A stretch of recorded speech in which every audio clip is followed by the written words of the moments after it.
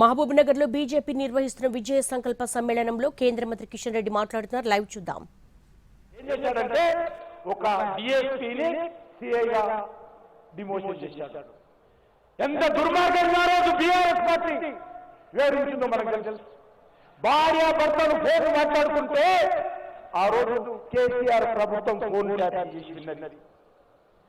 ఆ రోజు cinema heroines ఎవరితో మాట్లాడుతున్నారో ఫోన్ ట్యాపింగ్ చేసి విన్నారు. వాళ్ళు ఏ రకంగా పారిశ్రామికవేత్తలు వ్యాపారస్తులు మాట్లాడుకుంటున్నారో వాళ్ళ ఫోన్లను కూడా కేసీఆర్ ప్రభుత్వం విన్నది. విలేకరులు ఏం మాట్లాడుతున్నారో విలేకరుల ఫోన్లు ట్యాగ్ చేశారు. ఏ రకంగా మీడియా మేనేజ్మెంట్ మాట్లాడుతున్నారో వాళ్ళ ఫోన్లు ట్యాగ్ చేశారు. సొంత పార్టీ బీఆర్ఎస్ ఎంపీలు, బీఆర్ఎస్ ఎమ్మెల్యేలు, బీఆర్ఎస్ మంత్రులు ఎవరెవరు మాట్లాడుతున్నారో కేసీఆర్ కుటుంబం విన్నది. పోలీస్ అధికారులు ఎవరితో ఏం మాట్లాడుతున్నారో కేసీఆర్ ఫోన్లు విన్నాడు. భారతీయ జనతా పార్టీ నాయకులు ఎవరితో ఏం మాట్లాడుతుందో విన్నారు. అది దుబ్బాక్ ఎలక్షన్స్ కావచ్చు, హుజరాబాద్ ఎలక్షన్స్ కావచ్చు, ముడుగోడు ఎలక్షన్స్ కావచ్చు, జిఎస్ఎంసీ ఎలక్షన్స్ కావచ్చు. ఆ రోజు బీఆర్ఎస్ ప్రభుత్వము అక్రమంగా చట్ట వ్యతిరేకంగా పౌర హక్కులను కాలరాస్తూ కేసీఆర్ ప్రభుత్వము మా ఫోన్లను విన్నది. చివరకు మా పార్టీ ఆఫీసులో, మన పార్టీ ఆఫీసులో పనిచేసేటువంటి క్లర్క్, బీజేపీ స్టేట్ ఆఫీస్ లో పనిచేసేటువంటి క్లర్క్ ఫోన్ కూడా కేసీఆర్ దుర్మార్గంగా మరి చట్టాన్ని ఉల్లంఘించి మరి అధికారాన్ని దుర్వినియోగం చేసి ఫోన్ ట్యాపింగ్ చేశాడు. కానీ ఈరోజు ఏం జరుగుతున్నది?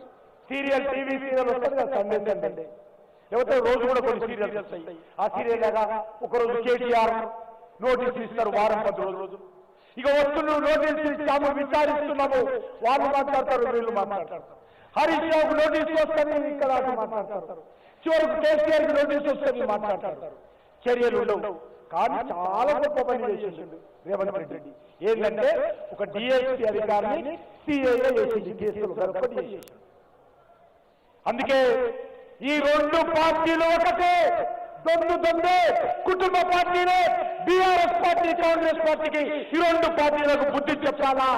ఈ తెలంగాణ ప్రజల ఆకాంక్ష నెరవేరాలంటే, ఈ పాలమూరు జిల్లా అభివృద్ధి జరగాలంటే, తెలంగాణ అభివృద్ధి జరగాలంటే, అవినీతి రహితమైనటువంటి పాలన రావాలంటే, నీతి నిజాయితీతో కూడినటువంటి సమర్థ పాలన రావాలంటే నరేంద్ర మోడీ గారి నాయకత్వంలో, నితిన్ నవీన్ గారి నాయకత్వంలో తెలంగాణలో బీజేపీ జెండా ఎగరాలి. దానికి మరొక అడుగు మొన్న పార్లమెంట్ ఎలక్షన్స్ లో కడిగేశారు తెలంగాణ ప్రజలు నరేంద్ర మోడీ గారితో కలిసి. ఈ మున్సిపల్ ఎన్నికల్లో కూడా మరొక అడుగు వేయండి. ఖచ్చితంగా తెలంగాణలో బీజేపీ ప్రభుత్వం తెచ్చి ఈ అవినీతి అక్రమాల ప్రభుత్వము, ఈ మాటల ప్రభుత్వాలను పూర్తిగా తెలంగాణ ప్రజలకు ప్రత్యేకంగా భారతీయ జనతా పార్టీ ప్రభుత్వం వస్తుంది. కాబట్టి ఈ మున్సిపల్ ఎన్నికల్లో మీరందరూ కూడా బీజేపీని ఆశీర్వదించి బీజేపీ అభ్యర్థులుగా, కౌన్సిలర్స్ గా గెలిపిస్తే మెజార్టీ చైర్మన్లు, నేను ఇంతకుముందే చెప్పాను, మెజార్టీ చైర్మన్లు గతంలో కూడా వెళ్తాము. గద్వాలను మర్చిపోయినా, గద్వాలలో కూడా స్వతంత్రంగా బీజేపీ జెండా ఎగిరేసాము మేము.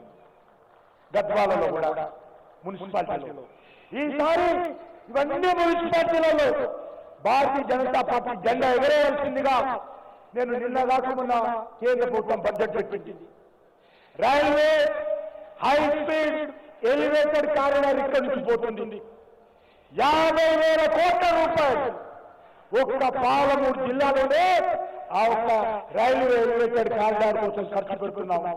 కాబట్టి నేను చాలా మాట్లాడాలనుకున్నా, మహబూబ్నగర్ జిల్లా ప్రజలు కమలం జెండా ఆశీర్వదించాలని, నరేంద్ర మోడీ గారిని ఆశీర్వదించాలని, నితిన్ నవీన్ గారిని ఆశీర్వదించాలని, భారతీయ జనతా పార్టీ అభ్యర్థులను ఆశీర్వదించాలని కోరుకుంటూ సెలవు తీసుకుంటున్నాను. భారత్ మాతాకి